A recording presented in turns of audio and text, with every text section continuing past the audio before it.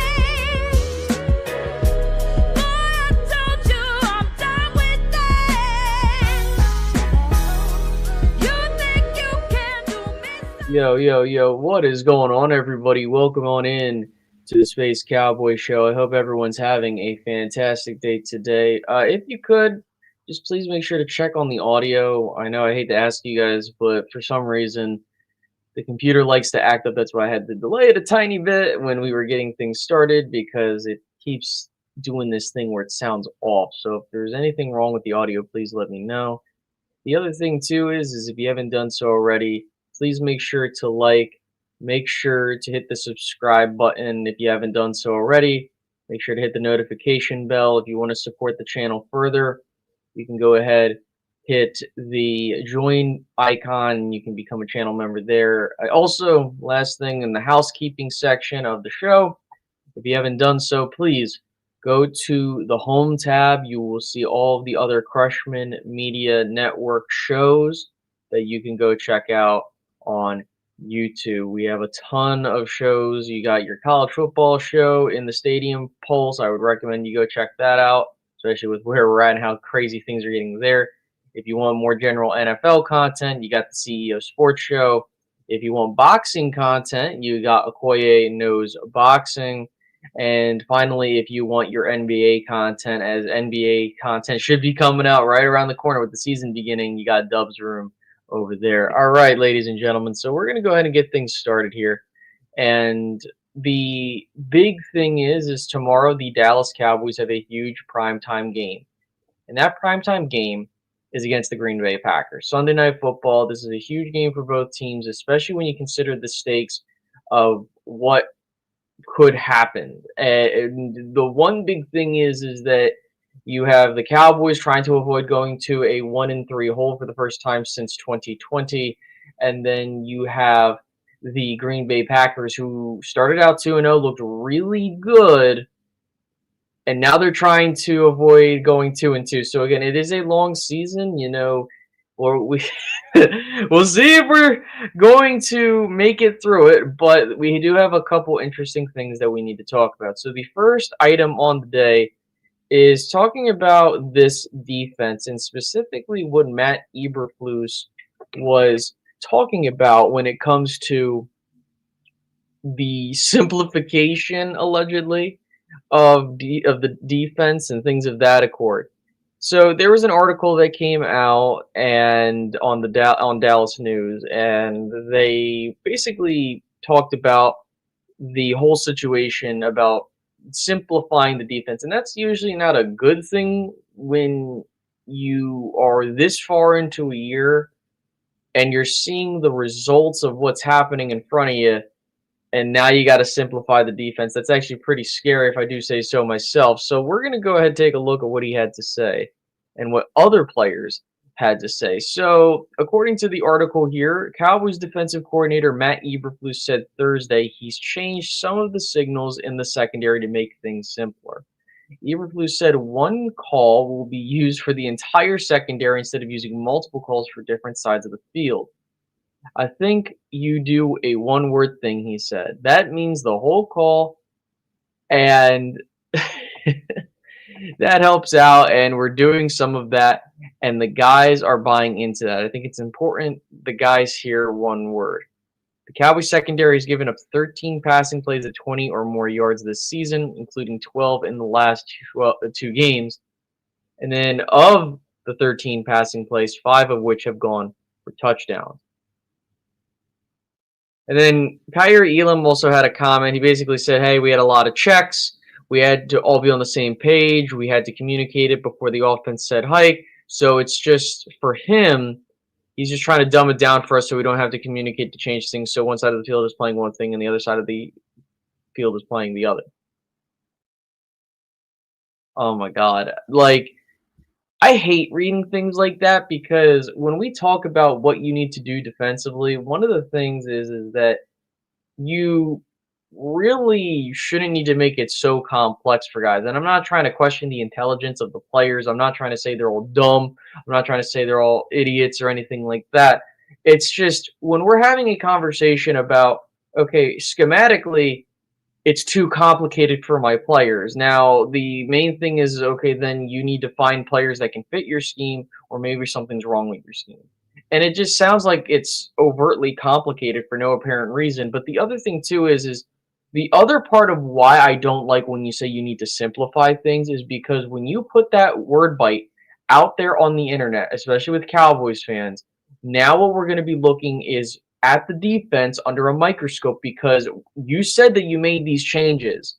And if these changes don't pan out, you're going to look like a complete idiot, especially considering how bad the defense has looked over the past 2 games. And, you don't want to be in company with guys like Mike Nolan. You don't want to be in those types of realms. And it's very rare that the Cowboys fire a coordinator, even a coach, midseason. I don't think it's been done in the 21st century, but we have seen guys get let go after 1 year.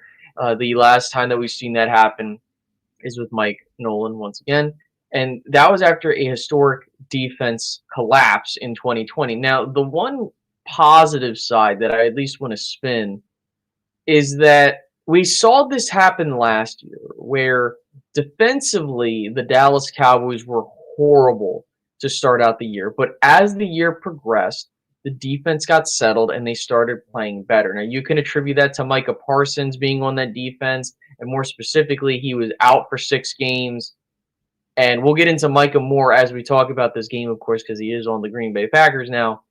But one of the things that I always wanted to clarify, or more specifically just hone in on, is that when you have 3 different defensive coordinators in 3 years, and then you're possibly looking at getting a 4th, it's really hard to create a vision for what you want to do defensively.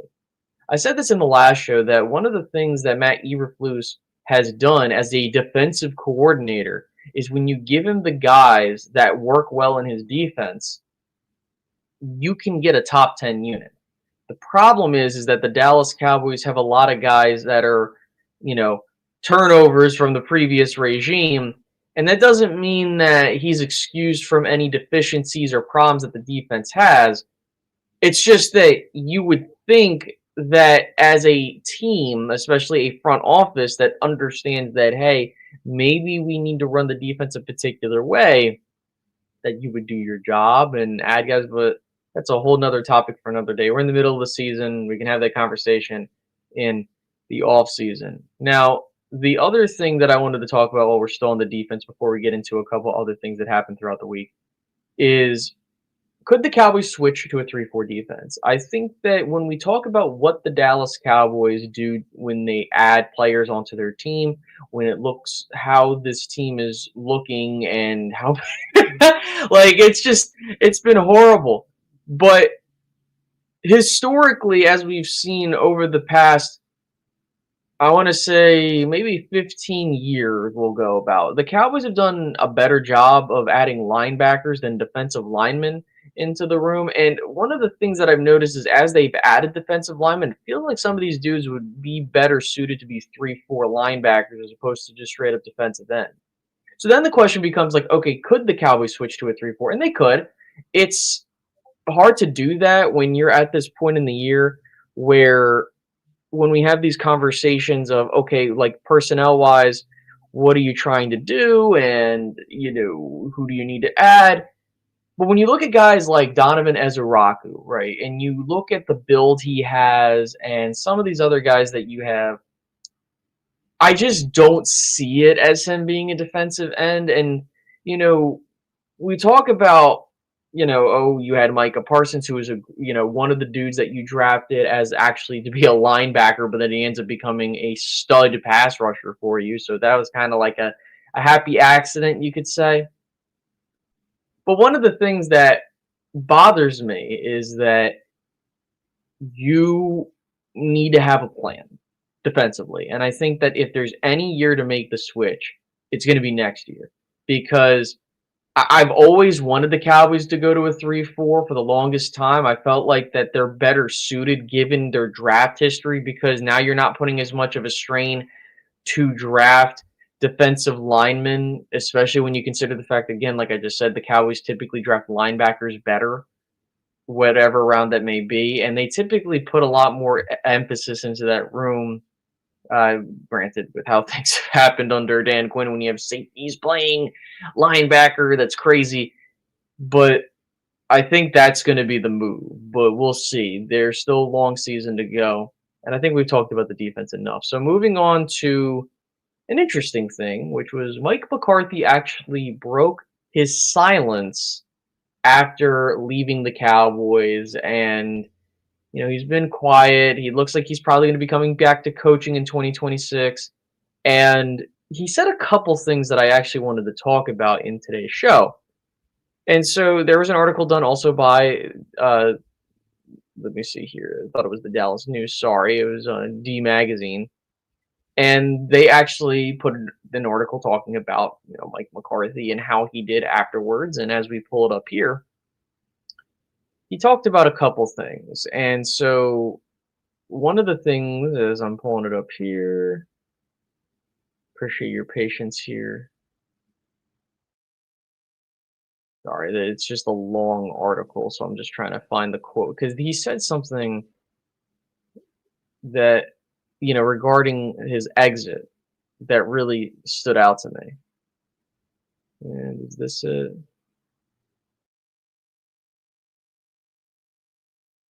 Yeah, he finally spoke, Pat. Thanks for tuning in. But he spoke highly of the Cowboys, so he brought up the fact that, hey, we couldn't have had a better experience. He talked about his family and his experience here in Dallas. He couldn't have a better experience. And then on top of that, he mentioned that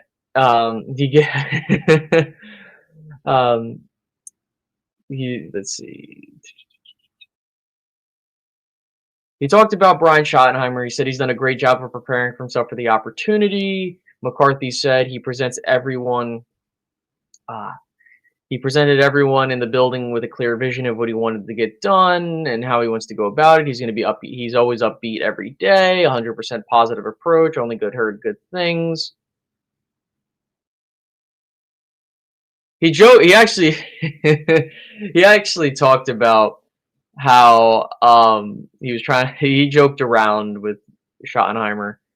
Now what's interesting is he talked about with Micah, I think that they're in good shape. Micah recalls telling his friend, I don't see Micah not being a Cowboy. McCarthy was at home in Door County when the trade went down, and he said from the Dallas perspective, they are a young football team, and it gives them a lot of draft capital moving forward. Kenny Clark, I'm not trying to compare him to Micah because he plays a different position, and I'm not saying he's a better person, but he's a stud of a man. That's pause.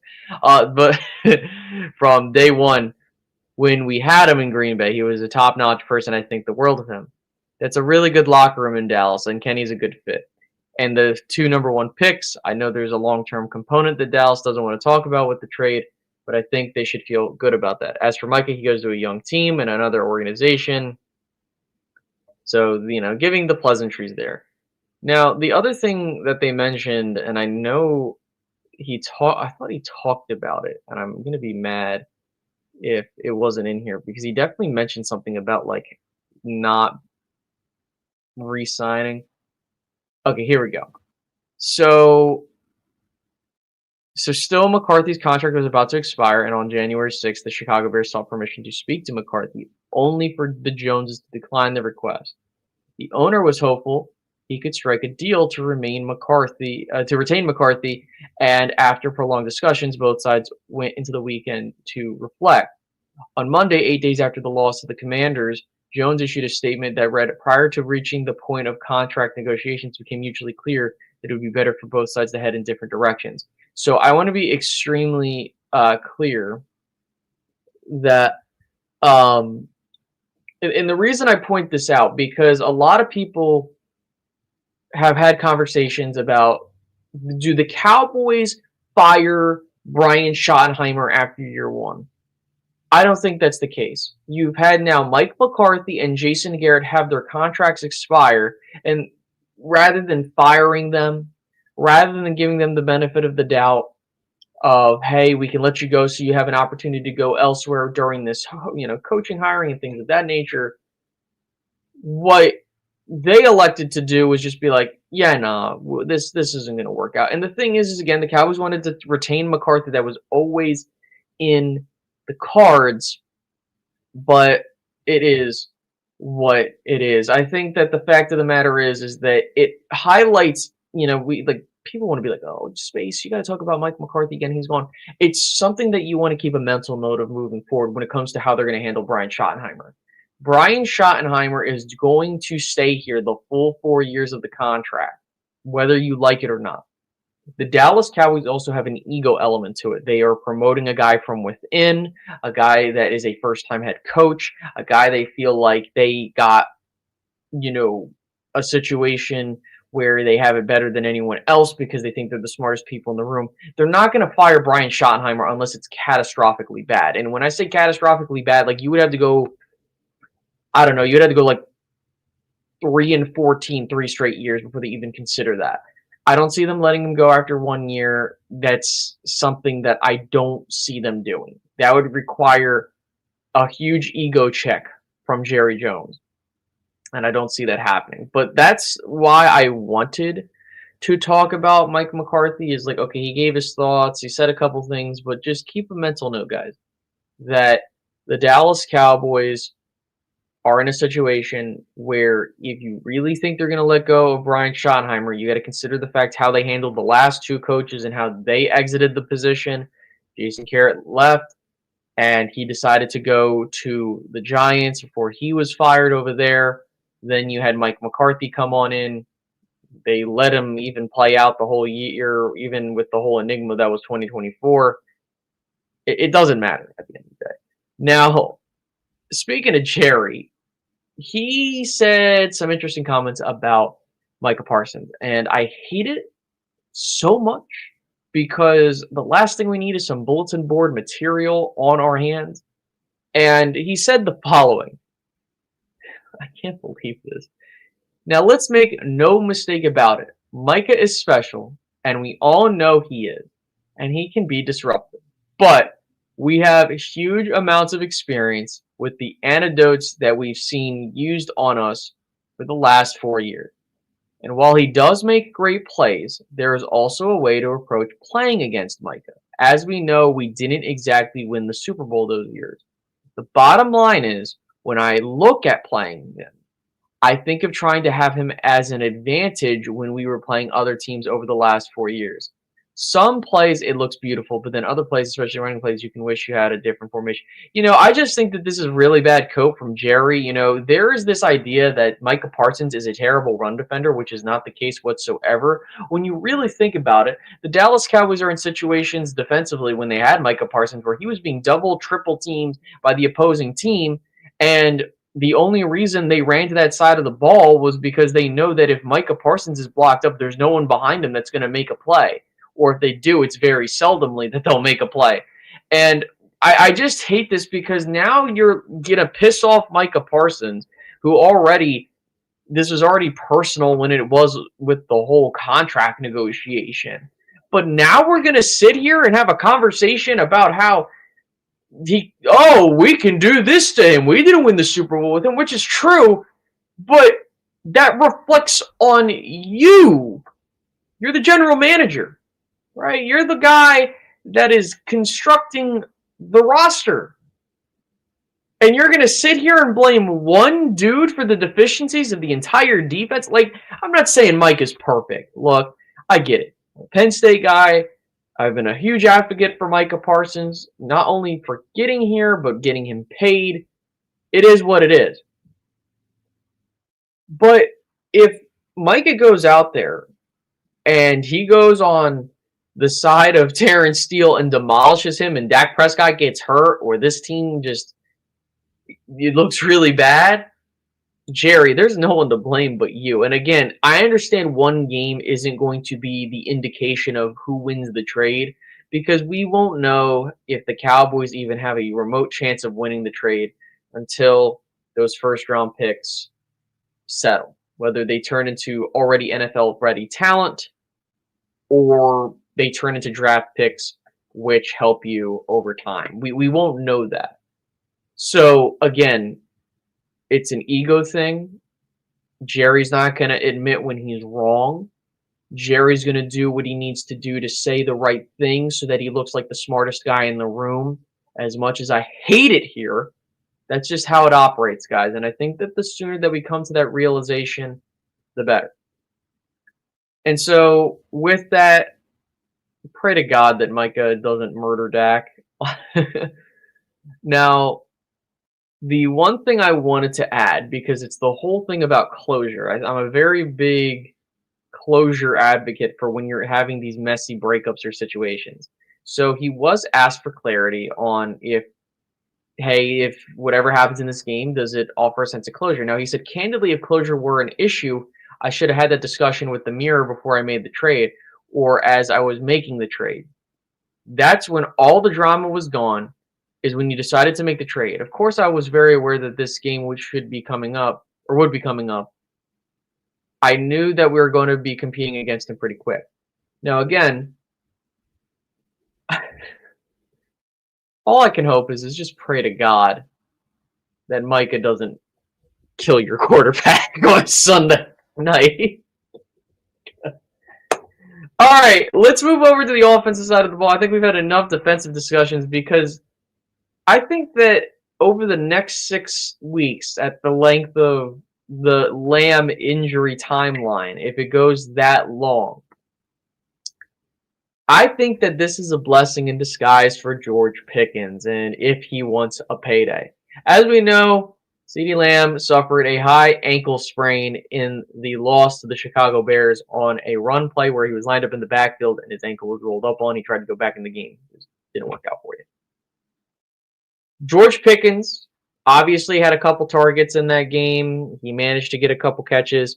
So far on the year, he's had 13 catches, 166 yards, and 2 touchdowns. For reference, When we talk about his career, he has had at the most 63 catches in 1 year, 1,140 yards in 1 year, and 5 receiving touchdowns.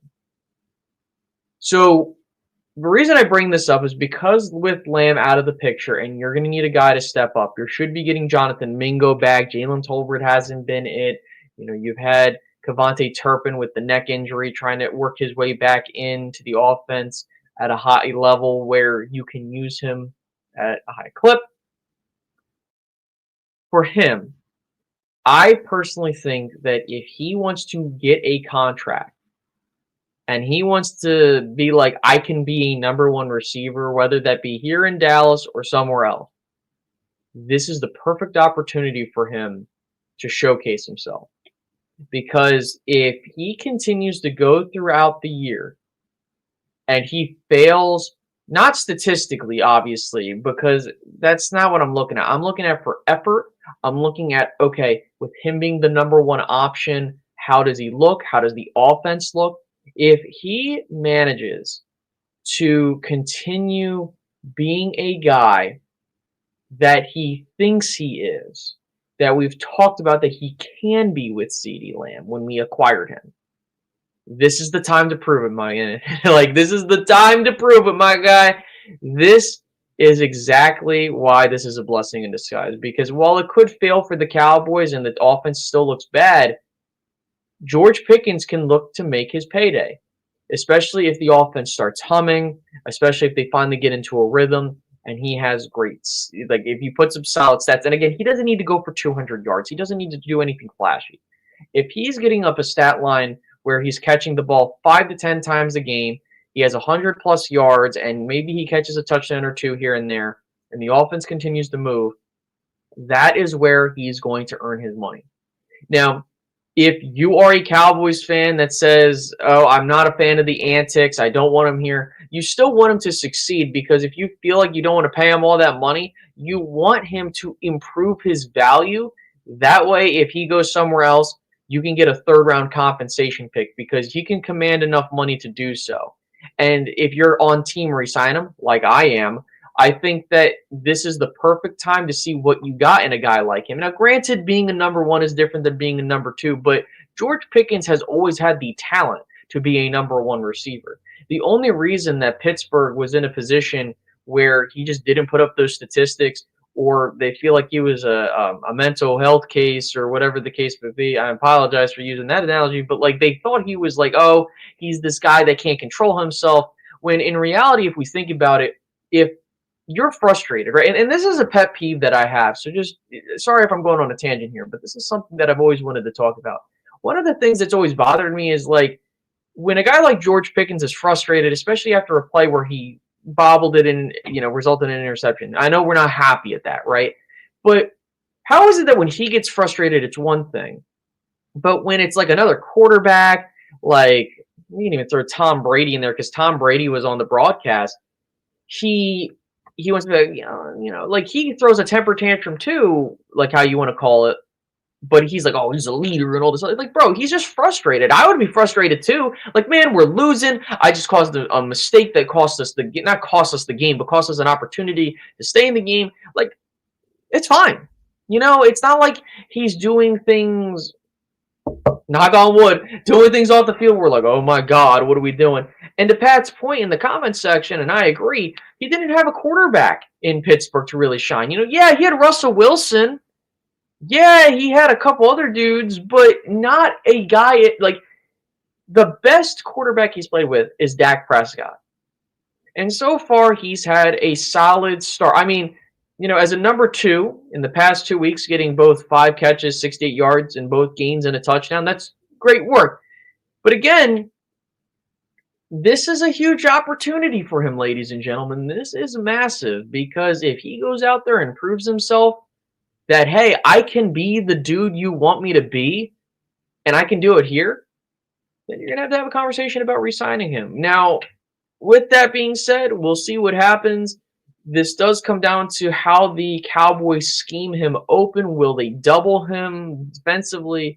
Will we see that? Maybe. But I think what's going to help you is as long as you're able to run the ball with Javonte Williams in that backfield, as we've seen, and at the clip that you've been able to do so, I think you'll be fine. Now, the last thing I wanted to really talk about was the game itself and what the spread's looking like, and more specifically, like, what should we expect in this game. Now, the Dallas Cowboys are actually underdogs at home at 6.5 points. The over or under is 46.5.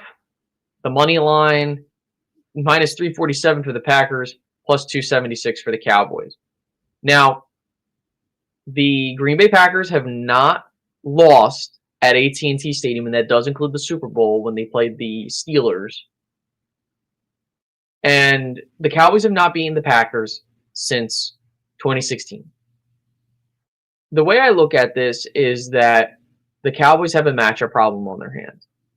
And for me, at least, I think that this is a possibility where, and I called this on the last show, and I said this in the video when we talked about the schedule before the season began. The Dallas Cowboys have a couple of teams on their schedule where they just haven't beaten in a long time, like the Cardinals, the Broncos, things like that. And so when I look at this game, I did say the Cowboys would start 2-2. If you start 1-3, you're behind schedule from what I thought you could be, especially with that loss to Chicago. And usually you'll have those, what the hell, how do we lose that game type of game every year. That happens. Every single year. And it happens for every team. Cowboys are no exception. I'm not taking the Cowboys to win this game. I picked them to lose this game. And I don't take pride in saying that. I want to be wrong. But there is the little itty-bitty part of me, the fan, that says, you know, it would be the most Cowboys thing ever. You lose to Chicago, which I said you struggle with when you go on the road. And and you go and beat the Packers, which I don't see happening. I think that, you know, if you need a get-right game, the Cowboys are just for you, especially the defense. Now, do I think the Cowboys are going to be blown out at home? I don't think so. I don't think it's going to be one of those types of games. I really don't. I think that it will be... I'm going to bet the over. Last week, I had the Cowboys winning, and but I think I said I took the under, which the under won, I believe, because Cowboys didn't score at the end of the game. But yeah, I'm going to take the Cowboys to cover the spread just because I feel like that could be where this game's going, especially if Green Bay shows up defensively the way they are. But I'm going to take the over on this game. You know, I think that if you really think about it, I think the Cowboys should be able to put up at least a couple points. Like, goddamn. But yeah, man, I just look at this game. I think that for the Cowboys, this is just a situation where, like, if you drop to 1-3, the season's basically over. And I hate to say that. But yeah, I'm going to take the Cowboys to drop this game to the Packers, just not by 6.5 or more points. Let's see here. All right. The schedule after this is soft. The Jets, Panthers, Washington, and I forget the fourth game. We shouldn't lose for a month, whether we lose to Green Bay or not. And that's a good point, Showtime. I think one of the things that I said was, and this was not last show, but I said this. I'm trying to think. I think I said this in the video before the season began, that if you know, once you start the season off where it's at, which I thought it was going to be a bit of a rough start, that being 2-2, it opens up a little bit and you could be able to stack some wins. That's why I still think the Cowboys could squeak into the playoffs just off of that.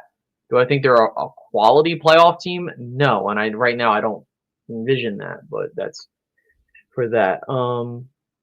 Let's take a look here. You're acting like we're making the playoffs. I mean, I feel like if we're going to make the playoffs, it's going to be because the other teams in the NFC just are getting beat up.